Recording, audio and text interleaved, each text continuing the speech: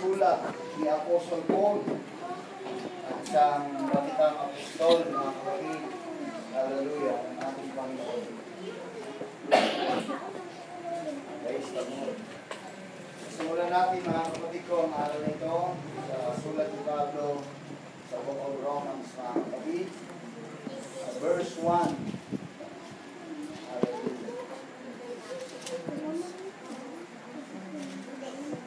Ating alamin, mga kapatid ko, ang mga magiging buhay niya, yung journey niya, mga kapatid, at yung pagpapagal niya para sa ibang ng Panginoon. Na kahit konti man lang makabahagi ang church sa kanyang ginawa, mga kapatid. At naniniwala ko mas advantage ngayon ang ministeryo sa paggawa, mga kapatid, kaysa sa noon. Hallelujah. Kasi ngayon, mga kapatid, pwede kang mag-taxi, pwede kang mag-aircon ng UB Express, mga kapatid. Noon, balsa lang, bangka, pero dito, mga kapatid, sa ating pag-aralan, marami siyang inipot sa Apostle Pablo, mga kapatid. Hallelujah. Na magbibigay din sa atin ng encouragement, mga kapatid, as a church of God. Hallelujah. Romans chapter 1, verse 1. Paul, a servant of Jesus Christ, called to be an apostle, separated unto the gospel of God, which he had promised afore by his prophets in the Holy Scriptures. Concerning his Son Jesus Christ, our Lord, which was made of the seed of David according to the flesh, and declared to be the Son of God with power, according to the Spirit of holiness, by the resurrection from the dead, by whom we have received grace and apostleship for obedience to the faith among all nations for his name, among whom are ye also the called of Jesus Christ. First, I thank my God through Jesus Christ for you all, that your faith is spoken throughout the whole world. For God is my witness, whom I serve with my spirit in the gospel of his Son, that without ceasing I make mention of you always in my prayers, making request, if by any means now at length I might have a prosperous journey by the will of God to come unto you. For I long to see you, that I may impart unto you some spiritual gift, to the end ye may be established. That is, that I may be comforted together with you by the mutual faith, both of you and me. Now I would not have you ignorant, brethren, that oftentimes I purpose to come unto you, but was led hitherto, that I might have some fruit among you also, even as among other Gentiles. I am debtor both to the Greeks and to the barbarians, both to the wise and to the unwise. So as much as in me is, I am ready to preach the gospel to you that are at Rome also. Praise the Lord. Hallelujah. Thank you so much, O God. Hallelujah. Salamat sa gabing ito, Panginoon, purihin ka, Ama. Salamat sa iyong mga anak, Panginoon. Alam ko, Panginoon, ang mensahe ito sa ngayon ay maraming mararating, Panginoon. May mga kapatiran po Diyos sa Japan, Panginoon. Dalangin po, Ama, hallelujah, na mapanood nila po ito, Panginoon. O Diyos, dalangin po ang patuloy na pagpala mo, Panginoon, kay Brother Aldrin, Panginoon, O God. Yes. Hallelujah. Dalangin ko rin, Panginoon, kay Sister Salvi, Panginoon, sa Kuwait, Panginoon. Yes. Dalangin ko kay Brother Bogi Payo, Panginoon, sa Riyadh, Diyos. Dalangin ko, Panginoon, O God. Hallelujah. God, ikaw po ang patuloy na kumilos, Panginoon, maging sa mga kapatiran pa, Panginoon, sa ibang mga lugar, O Diyos. Dalangin ko, Ama, hallelujah, nanawa ang biyaya mo, Panginoon, sa Vietnam, Panginoon, kay Brother Edward, Panginoon, yes. Dalangin ko, Diyos, patuloy mo silang pagpalain. At sa lahat ng mga anak mo, nasa ibang bansa, Panginoon, O God, ikaw nawang patuloy na kumilos, Panginoon, hallelujah, sa kanilang mga buhay, ang banal. Dalangin ko ang iyong ibayong pagpapala, ang biyaya mo sa kanilang mga buhay, ang banal, na nawa sa bawat mapapakinggan nila sa mensahe ito, ay magdudulot, Panginoon, magtuturo sa kanila ng kaalaman at pagkaunawa at katatagan sa kanilang pananampalataya, Panginoon. At sa lahat ng mga anak mo na makakapanood, Panginoon, O God, maging O Diyos sa Malaysia, Panginoon, kay Brother Sherwin, O Diyos, dalangin po, Ama, hallelujah, biyaya mo, Panginoon, sa kanyang buhay, O Diyos. Maraming salamat, Lord, hallelujah, sa mga manggagawa mo, Panginoon, kay Brother Nel, Panginoon, O God, hallelujah, Lord, patuloy ka na kumilos, Panginoon, kay Brother Ronel Escalante, Panginoon, O God, na ngayon ay naglalayag, Panginoon, O God, hallelujah, patuloy ang biyaya mo sa kanilang mga buhay, Panginoon. At sa lahat ng mga anak mo, Panginoon, O God, na makakapanood ng mensahe nito, O God, salamat po, patuloy mong pagpalain sila, Panginoon. Salamat po, Ama, hallelujah, isinin po, Panginoon, O Diyos, ang mga makakapanood nito, Panginoon, O God, at mapapakinggan, Panginoon, hallelujah, O Diyos, maging ang mga apostol, Panginoon, na nagtiis ng pangangaral upang maipangaral lamang ang Ebanghelyo, Panginoon, kahit anong hirap, Panginoon, kahit anong pagdurusa, Panginoon, kahit anong kanilang nararanasan, Ama, hindi nila, Panginoon, binitawan ang mga salita mo, Panginoon, O God. Kaya yan po ang dahilan, Ama, kung bakit narito kami ngayon. Yan po ang dahilan kung bakit, O Diyos, nangangaral din po kami ngayon. Yan po ang dahilan kung bakit, Panginoon, di matatag kami ngayon. Dahil, O Diyos, sa mga salitang binibitawan nila Apostol Pablo, Panginoon, O God. Salamat po, dakilang Panginoon. Salamat po sa sulat na ito, amang banal, surihin ka sa matamis at dakilang pangalan, sa pangalan ng Panginoon Jesus. Amen. Amen. Amen. Hallelujah. Hallelujah. Mga maupo na po tayo, mga kapatid. Everybody say, praise the Lord. Praise the Lord. Hallelujah. Ang tema po ng mensahe ito, mga kapatid ko, ay napapalood po sa tatlo. Una, servant, then the prayer, and then the providence. Hallelujah. Servant, prayer, and providence. Ibig sabihin, mga kapatid, paging alipin at sa kanyang pananalangin at sa mga pagpapalang ipinagkakaloob sa kanya. Hallelujah.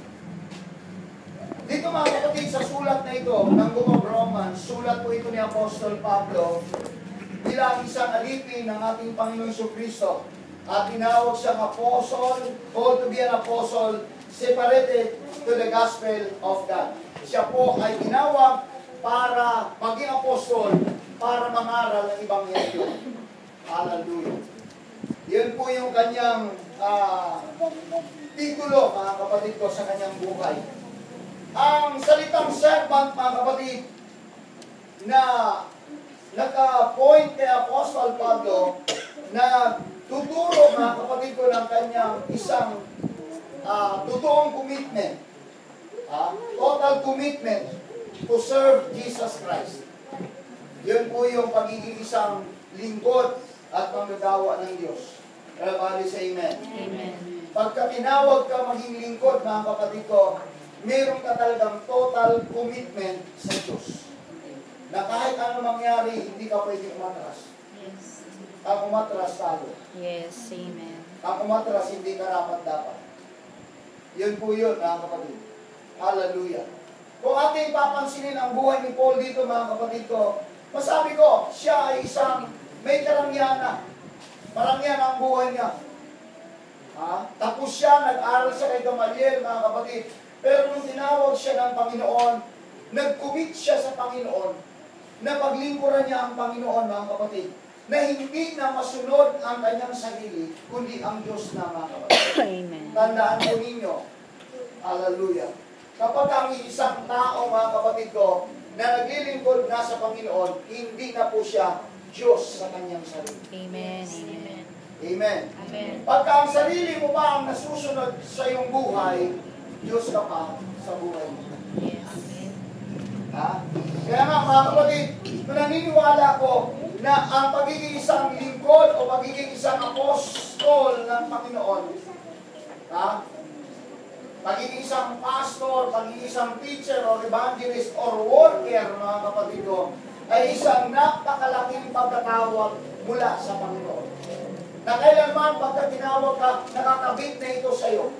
At hindi na pwedeng mawala dito. Unless na lang kung titigil ka sa paglilingkod sa Panginoon. Amen? Amen. Pag sinabing servant, mga kapatid, meron kang Panginoon. Yes. Pag sinabing servant, meron kang Diyos. Pag sinabing servant ka, mga kapatid ko, meron kang Diyos na sinusunod. At ang Diyos na ito, yun yung Panginoon mo. Yes. Amen. Amen. Hallelujah. Yun yung isang mahalaga, mga kapatid. Kasi napakarami, mga kapatid ko, sa panahon ngayon na nagsasabing they are servant of God. Pero sila pa rin ang Diyos sa kanilang buhay. Bakit? Sila pa rin ang nasusunod. Pag sinabi ng kanilang sarili, ito yung gagawin ko, silang nasusunod. Kaya sila pa rin ang Diyos ng kanilang buhay. Kung gusto nating maging Diyos si Jesus Christ, gayahin natin si Apostle Matthew. Anong sabi niya, mga kapatid?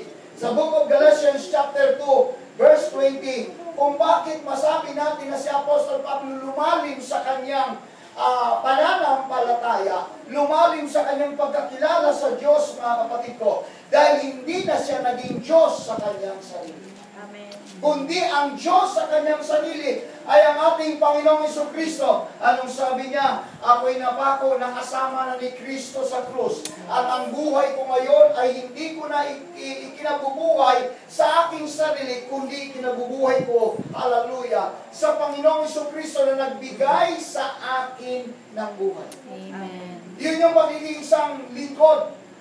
Hallelujah. Hindi umatras. Amen? Amen. Kaya nga in-encourage ko kayo lahat, walang umaatras sa paglilingkod sa Diyos. Kung tayo, sinasabi natin na pako na tayong kasama, hallelujah, sa Panginoong Jesucristo sa krus, ang buhay natin ngayon ay hindi na natin, mga kapatid ko, ipinapamuhay sa sarili, kundi siya na. Kaya sinasabi ko, hindi ka na maging Diyos sa sarili mo, kundi si Jesus Christ na ang Diyos sa buhay mo. Amen. Amen? Amen. Hallelujah. Maaari ba natin palakpakan na natin ang Panginoon? Hallelujah. Kaya masabi natin, mga kapatid ko, na si Apostle Paul ay karapat-dapat sa kanyang ministeryo. Karapat-dapat talaga siya magtawaging apostol. Karapat-dapat talaga siyang tawaging pastor.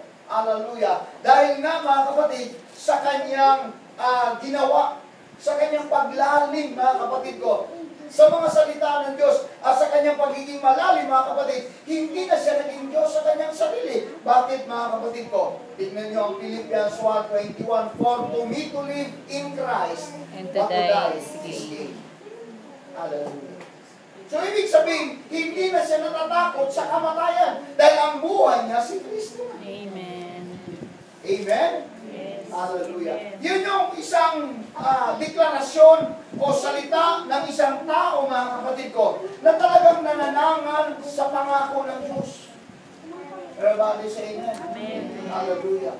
Pag sinabi ang Diyos na nangako, mga kapatid ko, hallelujah, may providence talaga ang Diyos. Ha? Ano lang ang gagawin mo? Maging servant ka. Then ask by prayer, Yes. He provides. Yes. Amen. Kaya nga, servant, prayer, and Providence. providence. Ha?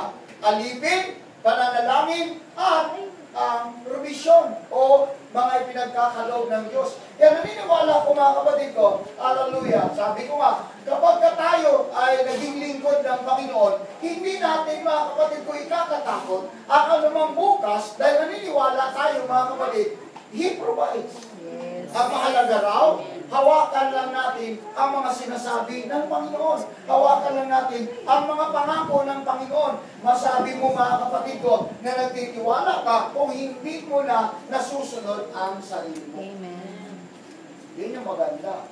Everybody say amen? Amen. Hallelujah. Kahit na, kasi mga kapatid ngayon, kung ating talaga ito pag-aralan, mga kapatid, ang buhay ni Pablo, grabe.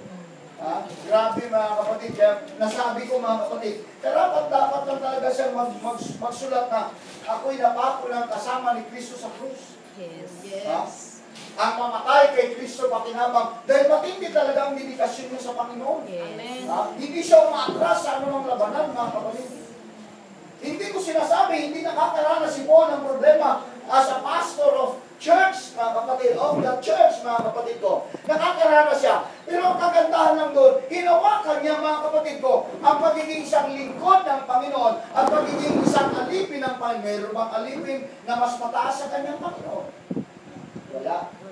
Amen. Amen. Wala. Kaya mas sumusunod siya palagi, mga kapatid. Kasi kilala rin niya kung sino ang kanyang pinaglilingkuran. Kilala rin niya, mga kapatid ko, kung sinong nangako sa kanya. Tayo Amen. kilala ba? Amen. Kilala ba natin? Amen. Ba't